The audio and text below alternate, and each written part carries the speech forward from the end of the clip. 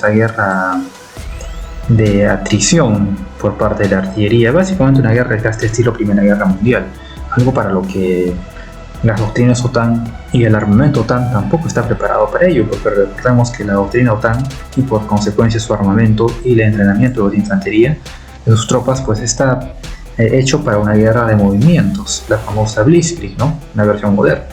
Entonces la famosa guerra de movimientos pues no se tarda años, se tarda semanas y además cuenta pues con una serie de sistemas de apoyo.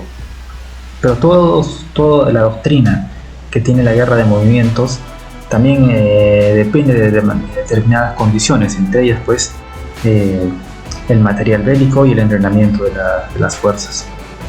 Pero eso es muy alejado de lo que fue la guerra de desgaste, que fue la guerra de la Primera Guerra Mundial, esta guerra de trincheras. Pero vemos que Rusia ha impuesto la guerra de trincheras. Entonces, no hay forma de que la OTAN pueda superar a Rusia en el formato en que Rusia les ha impuesto. Es decir, si Rusia estaría jugando en un formato en el que la OTAN les hubiera impuesto una guerra de movimientos, pues obviamente están jugando en el terreno de la OTAN, donde su armamento responde a su doctrina que se está imponiendo en el campo de batalla. Estamos en una guerra de movimientos, pero eso no ocurre. Lo intentaron hacer en Zaporilla, pero fracasó. ¿Por qué? Porque anteriormente Rusia, al desplegar las líneas fortificadas en Zaporilla, pues ya impuso con eso una guerra defensiva, es decir, una guerra de desgaste, una guerra de contención, de aguante. Y al fracasar la contraofensiva ucraniana, pues ya se asentó, ya se consolidó, como lo dijo el mismo Zaluzny, pues está en un estancamiento al estilo Primera Guerra Mundial. ¿Qué quiere decir eso? Que Rusia acaba de consolidar la imposición de la guerra de desgaste. Otra vez, en una guerra de desgaste lo que importa es la cantidad. No importa que tu tanque Abrams o Leopard esté lleno de electrónica en su interior. Va a perder de todas maneras, porque una guerra de alta intensidad de desgaste, el fuego anticarro es tan intenso que no te va a proteger, no te va a servir ya de mucho la electrónica y lo moderno que puedan ser los materiales o los sistemas de tiro de tus tanques. Pisan una mina antitanque, te lanzan varios misiles antitanque a la vez, te caen drones ahora, o helicópteros cazatanques, y ya fueron los tanques. Y esto no es una especulación, ya hay videos como tanto los Leopard 2A6 son destruidos por drones, como los Challenger también son destruidos por misiles antitanque. Misiles Cornet también habrían destruido algunos Leopard. Las minas antitanque han sido terribles para los tanques Leopard.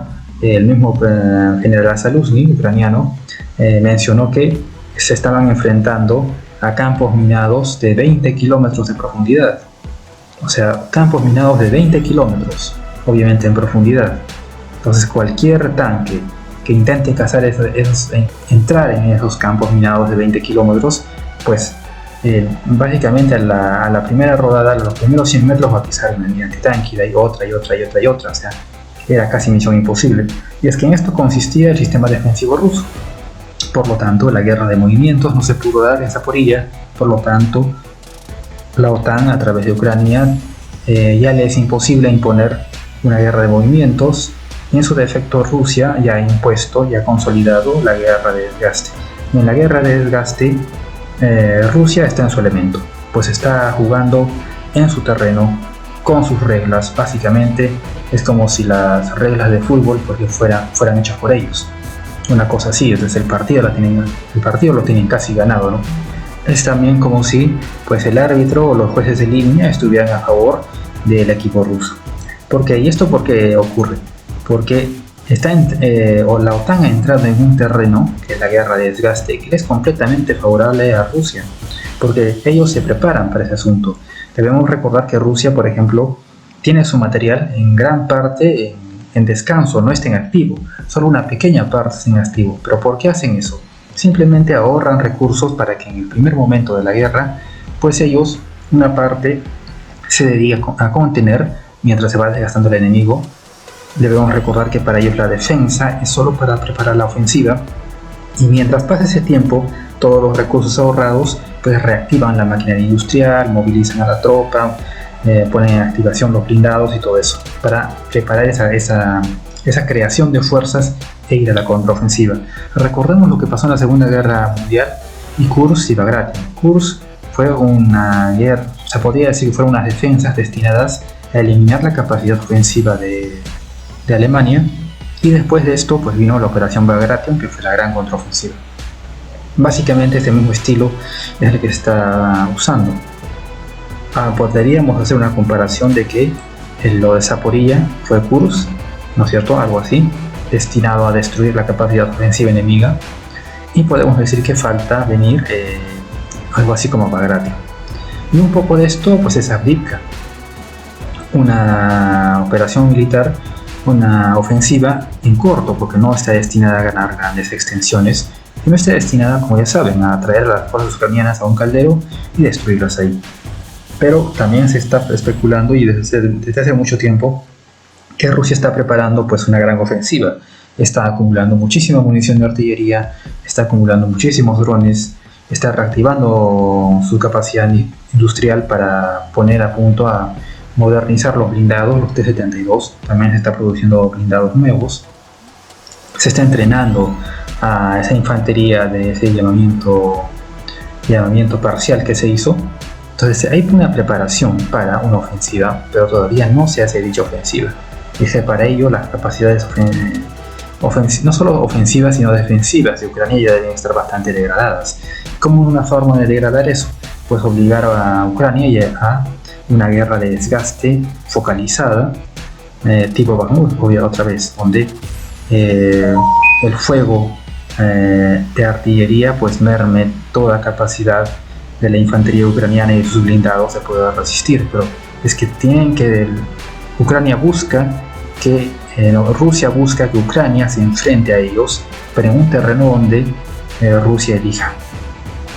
En macro, pues lo mismo pasa con la OTAN, ¿no?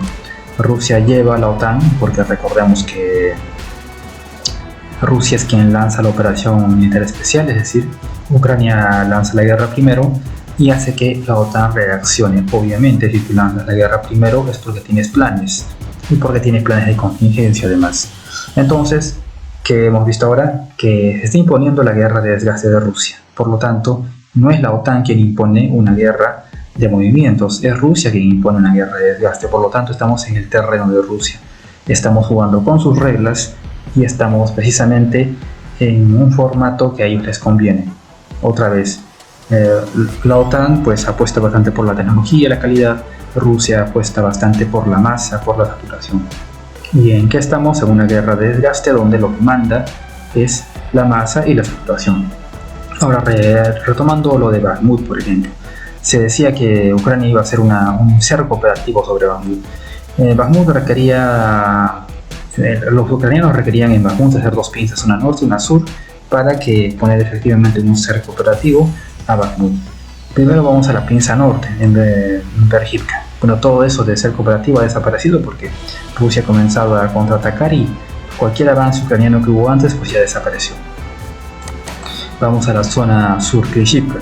Los ucranianos les costó bastante esfuerzo tomar Klishivka, pero finalmente lo lograron. Y ahora pasa que los rusos están comenzando a presionar. Aquí ya hay una pequeña zona en disputa, un pequeño avance ruso. Están comenzando a presionar ya Klishivka, o sea, están haciendo retroceder aunque sea un poquito. Pero esto quiere decir que ni siquiera la pinza sur tiene pues esperanzas de lograrse. Y así Ucrania lograr una pinza sur no es suficiente para poner en cerco operativo a Bakhmut. Tendrían que lograr una pinza norte y eso siempre estuvo lejos.